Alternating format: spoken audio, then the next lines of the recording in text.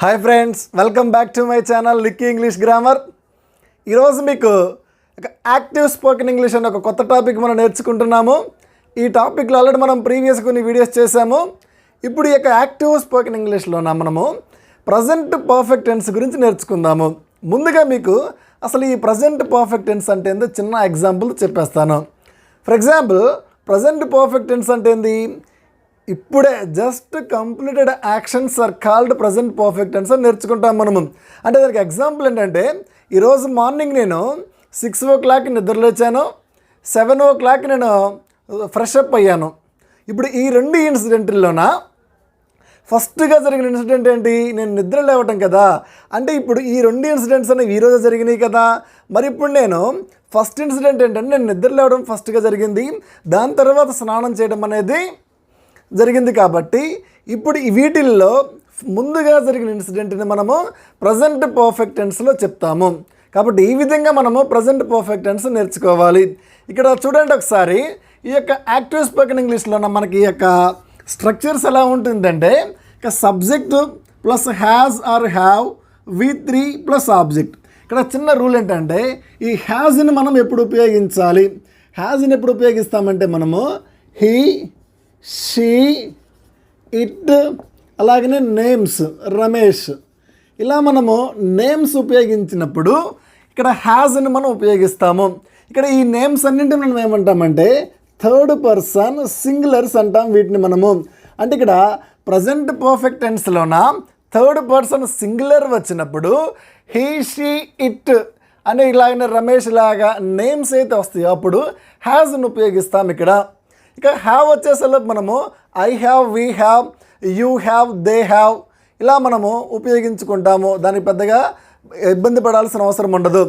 ఇక్కడ చూస్తే ఇక ఆబ్జెక్టివ్, ఇక ప్యాసివ్ స్ట్రక్చర్ ఎలా ఉంటుందంటే, ఇది ఆబ్జెక్ట్ ఉంటుంది, హ్యాజ్ లేదా హ్యావ్ వస్తుంది. ఇక్కడ బీన్ ప్లస్ V3 ఉపయోగించాలి మనము present continuous or past continuous అనగానే బీయింగ్ ప్లస్ V3 ఉపయోగించాము.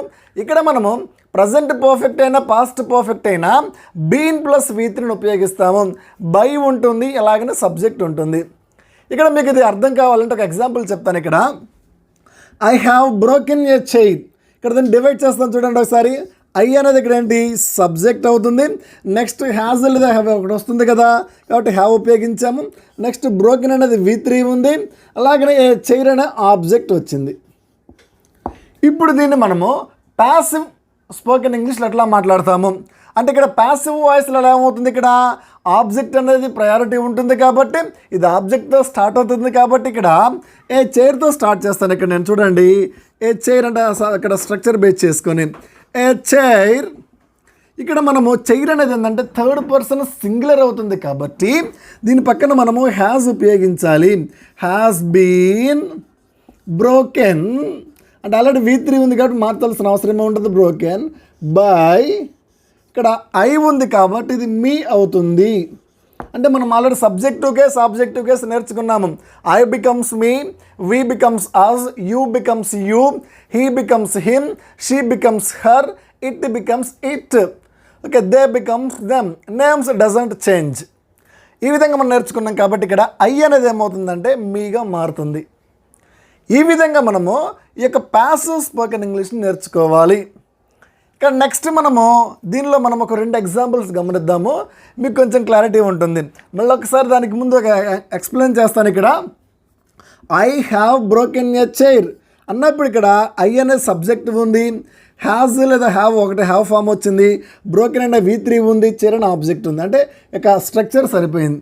నెక్స్ట్ ప్యాసివ్ స్ట్రక్చర్ ఏమొచ్చింది? ఇక్కడ ఏ చైర్ అనేది ఏముంది? ఇక్కడ ఆబ్జెక్ట్ ఉంది, హ్యాజ్ లేదా హ్యావ్ ఉపయోగిస్తాము, బీన్ అనేది ఖచ్చితంగా ఉంటుంది, బ్రోకెన్ అనే V3 ఉంది, బై ప్లస్ సబ్జెక్ట్ అనేది ఆబ్జెక్ట్గా మారింది. ఈ విధంగా మనము ఈ యొక్క ప్యాసివ్ స్పోకెన్ ఇంగ్లీష్ని ప్రాక్టీస్ చేయాలి. నెక్స్ట్ ఇంకొక ఎగ్జాంపుల్ చూద్దాము, మీకు కొంచెం క్లారిటీ ఉంటుంది. Sita has Sung songs. ఇక్కడ చూద్దాం ఒకసారి. సీత అనే సబ్జెక్ట్ ఉంది, హ్యాజ్ లేదా హ్యావ్ ఉంది, అలాగనే సంగ్ అనే V3 ఉంది, సాంగ్స్ అనే ఆబ్జెక్ట్ ఉంది. అంటే ఇది యాక్టివ్ స్పోకెన్ ఇంగ్లీష్లో ఉంది. ఇప్పుడు దీన్ని మనము ప్యాసివ్ స్పోకెన్ ఇంగ్లీష్ ఎలా మాట్లాడతామంటే చూడండి, ఫస్ట్ ఏంటి ఇక్కడ ఆబ్జెక్ట్లో ఏముంది, songs.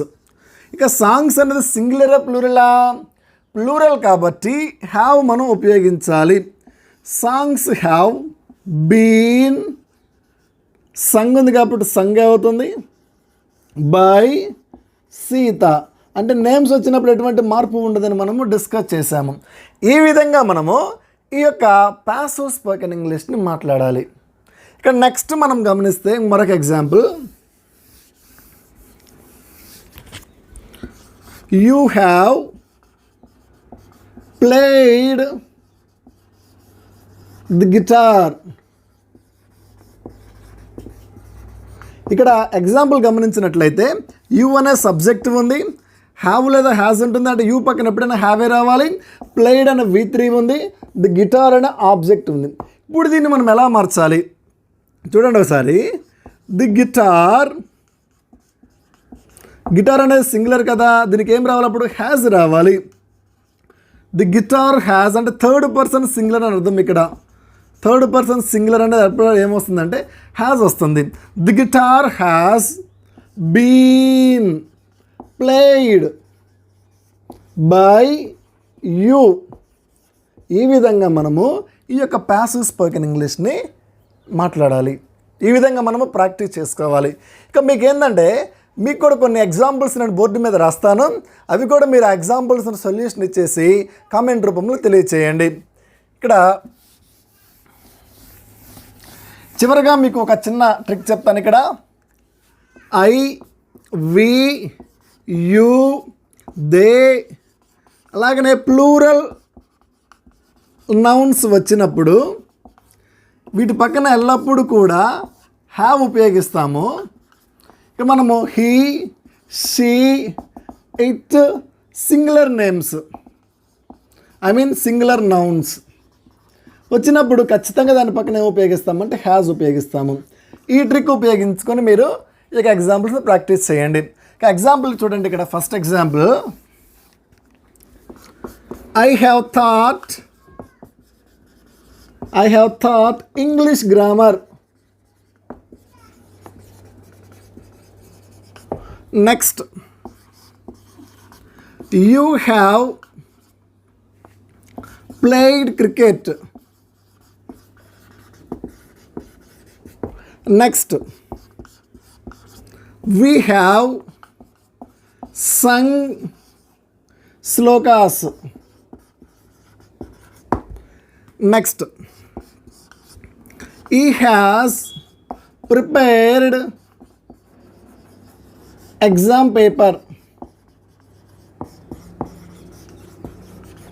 Next, last one, she has drawn a picture. ఈ 5 ఎగ్జాంపుల్స్ని మీరు ఆన్సర్ చేసి కామెంట్ రూపంలో తెలియచేయగలరు. మీకు కానీ ఈ వీడియో నచ్చినట్లయితే నా ఛానల్ సబ్స్క్రైబ్ చేయండి, షేర్ చేయండి, లైక్ చేయండి. Thank you. Have a great day.